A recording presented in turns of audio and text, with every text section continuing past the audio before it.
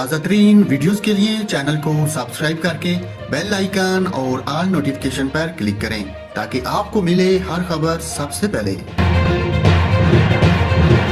नाजरीन, आपको यहाँ पर अहम खबर से आगाह करें। वजीर दफा ख्वाजा आसिफ ने सरकारी मुलाजमीन को बड़ा रिलीफ देने की तजवीज़ पेश कर दी, जिसका मकसद मौजूदा मुल्क की हालात को बेहतर बनाना है।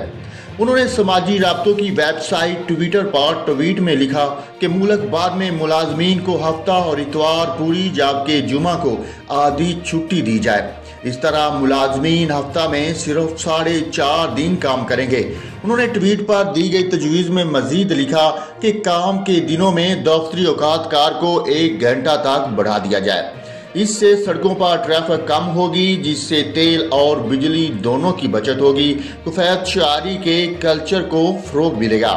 नाजरीन, अहम खबर से आपको आगाह किया है। वजीर दिफा ख्वाजा आसिफ ने सरकारी मुलाजमीन को बड़ा रिलीफ देने की तजवीज़ पेश की। उन्होंने कहा कि मुल्क भर में मुलाजमीन को हफ्ता और इतवार पूरी जबकि जुमा को आधी छुट्टी दी जाए। इस तरह मुलाजमीन हफ्ता में सिर्फ 4.5 दिन काम करेंगे, जिससे तेल और बिजली दोनों की बचत होगी। कुफैत शारी के कल्चर को फरोग मिलेगा।